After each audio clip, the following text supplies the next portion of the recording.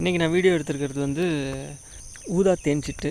இதோட ஆண் பறவை தான் நான் வீடியோ எடுத்திருக்கேன். இது வந்து கருப்பு கலரில் தான் இருக்கும். வெளிச்சம் அது மேலே படும்போது அது வைலட் கலரில் ஊதா கலரில் மாறும். பெண் பறவை வந்து ஆலிவ் க்ரீன் கலரில் இருக்கும். ஸோ அதாவது பழுப்பும் பச்சையும் கலந்த கலரில். இது வந்து ரொம்ப க்ளோஸில் போய் எடுத்தேன். அது தூங்கிட்டதும் இருந்ததா என்னென்னு தெரில, கண்ணை சுருக்கிட்டு இருந்தது.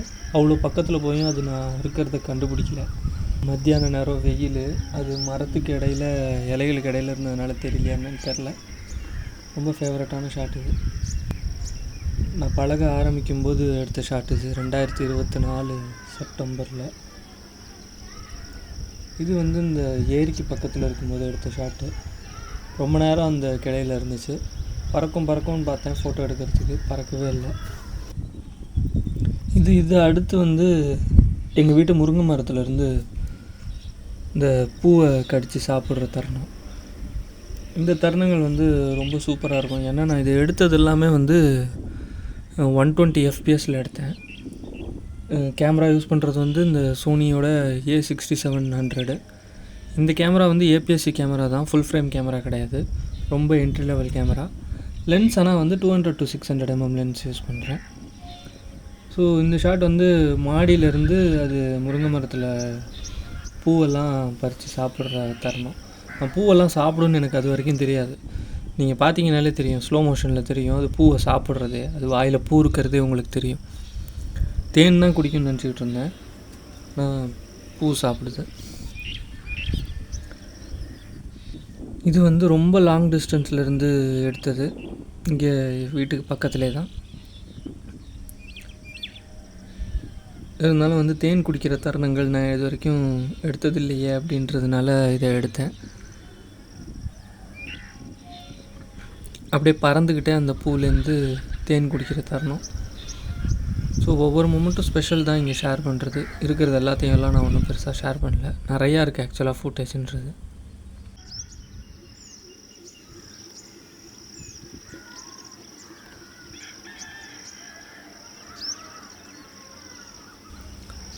அப்போ ஃபஸ்ட்டு பார்த்தோம் இல்லையா, அந்த ஷாட்டோட இது இன்னொரு ஆங்கிள் ஷாட். இது இன்னும் கொஞ்சம் தள்ளி அப்படியே ஸ்ட்ரெயிட்டாக வந்து எடுக்க பார்த்தேன். அந்த ஷாட் இது.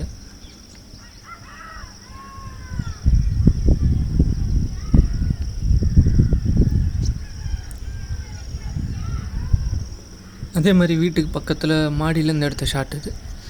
வீட்டுக்கு பக்கத்தில் இந்த 2 சன்பேர்ட்ஸ், ஆண் பெண் ரெண்டுமே வந்து கூடு கட்டுறதுக்கு இடம் பார்த்துக்கிட்டு இருந்த தருணங்கள். ஒரே கருவ மரம் தான் அது. அது கூடு கட்டுறதுக்கு ட்ரை பண்ணுற ஷாட்ஸ் இன்னும் அடுத்து வரும் பாருங்க. இது ஏற்கனவே சொன்ன மாதிரி அந்த இன்னொரு ஆங்கிள் ஷாட்டு ரொம்ப க்ளோஸில் எடுத்ததுனால போட்டிருக்கேன். ரொம்ப அழகாக இருக்குது ஆக்சுவலாக. ரொம்ப ஒரு மாதிரி ஷைனிங்காக ஃபெதர்ஸ்லாம் ஒவ்வொரு கலர் இருக்கிறது அப்படியே தெரியுது.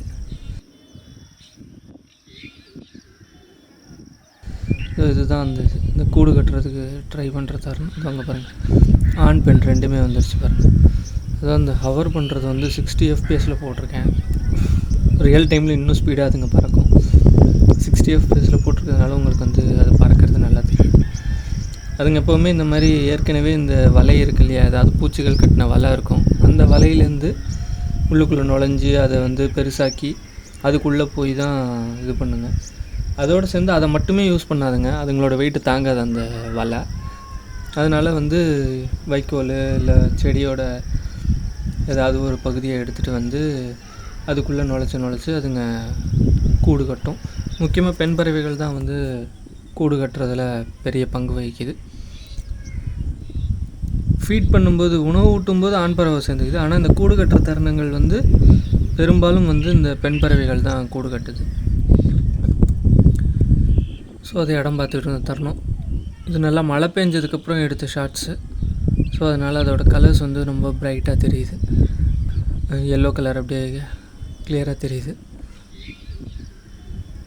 ஆண் பறவைக்கு அந்த ரெக்கைக்கு கீழே வந்து சிவப்பும் மஞ்சளும் கலந்த மாதிரி இருக்கும் அப்படின்றது இந்த ஷாட் எடுத்ததுக்கப்புறம் தான் எனக்கு தெரிய வந்துச்சு. அது வரைக்கும் வெறுமனே ஊதா அந்த கலர் தான் இருக்குது அப்படின்னு எனக்கு தெரியும். ஆனால் அந்த ரெக்கைக்கு கீழே இன்னும் 2 கலரில் இருக்குது அப்படின்றது எனக்கு இந்த ஷாட் எடுத்ததுக்கப்புறம் தான் எனக்கு தெரியும்.